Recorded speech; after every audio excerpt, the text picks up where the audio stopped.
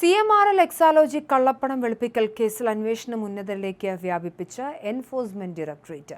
കേസിലെ പ്രതികളുടെ ബാങ്ക് അക്കൗണ്ടുകളിലെ 29.02 കോടി രൂപ മരവിപ്പിച്ചതിന് പിന്നാലെ പ്രതികളുടെ പേരിലുള്ള കോടികളുടെ വിലമതിക്കുന്ന റിയൽ എസ്റ്റേറ്റ് സ്വത്തുക്കളും കെട്ടിടങ്ങളും തടഞ്ഞുവെക്കാനുള്ള ആസ്തി സർവേ ED ആരംഭിച്ചു കഴിഞ്ഞു.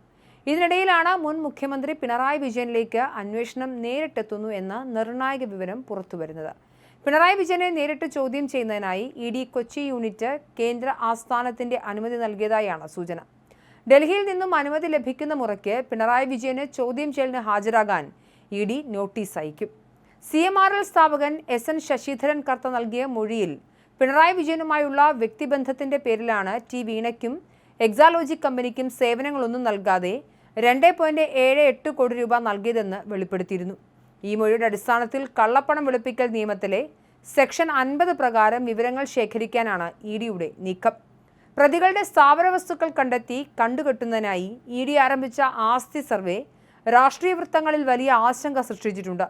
ബാങ്ക് നിക്ഷേപങ്ങൾക്ക് പുറമെ പ്രതികളുടെയോ അവർ വഴി ആനുകൂല്യം പറ്റി എന്ന് ആരോപിക്കപ്പെടുന്നവരുടെയോ പേരിലുള്ള ഭൂമി, കെട്ടിടങ്ങൾ എന്നിവ കണ്ടുകെട്ടാനുള്ള പ്രാഥമിക പട്ടിക ED തയ്യാറാക്കുകയാണ്. പിണറായിയുടെ മകൾ വീണ കേസിൽ പ്രതിയാകും, വിചാരണയും നേടേണ്ടി വരും. ഇതിനുള്ള തെളിവുകൾ കിട്ടിയെന്നാണ് EDയുടെ വിലയിരുത്തൽ.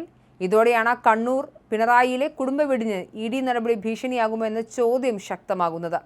കള്ളപ്പണം വെളുപ്പിക്കൽ നിരോധന നിയമത്തിലെ സെക്ഷൻ 5 പ്രകാരം കുറ്റകൃത്യത്തിലൂടെ നേടിയെടുത്ത പണം ഉപയോഗിച്ചാണ് ഒരു സ്വത്ത് വാങ്ങിയതെന്നോ അല്ലെങ്കിൽ അത്തരം പണം വഴി ആർജിച്ച ആസ്തിയാണെന്നോ ED തെളിയിച്ചാൽ ആ സ്വത്ത് താൽക്കാലികമായി കണ്ടുകെട്ടാൻ ഏജൻസിക്ക് അധികാരമുണ്ട്.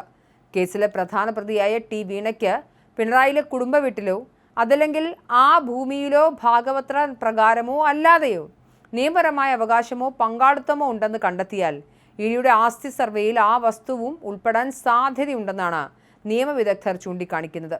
കുടുംബസ്വത്തുക്കളിൽ നിന്നും കുറ്റകൃത്യത്തിലൂടെയുള്ള പണം ഉപയോഗിച്ച് നിർമ്മിച്ചതോ വാങ്ങിയതോ ആയ ഭാഗങ്ങൾ കണ്ടുകെട്ടാൻ നിയമ തടസ്സമില്ല.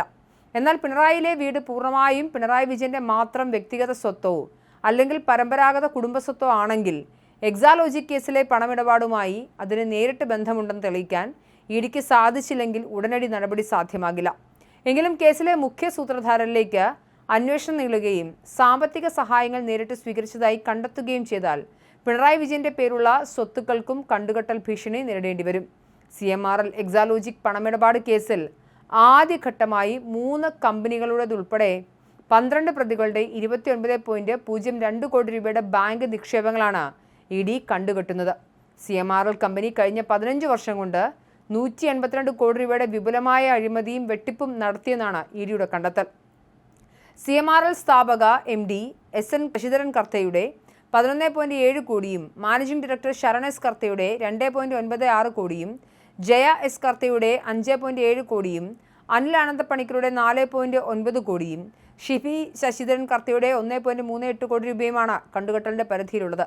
കേസിലെ പ്രധാന കേന്ദ്രമായ എക്സാലോജിക് സൊല്യൂഷൻസ് ഡയറക്ടർ വീണയുടെ 1.37 ലക്ഷം രൂപയും എക്സാലോജിക് സൊല്യൂഷൻസിന് 27,585 രൂപയും വീണ പങ്കാളിയായ ലേക്കർ ഇന്ത്യ കോർപ്പറേഷന്റെ 15.57 ലക്ഷം രൂപയും ED മരവിപ്പിച്ചിട്ടുണ്ട്.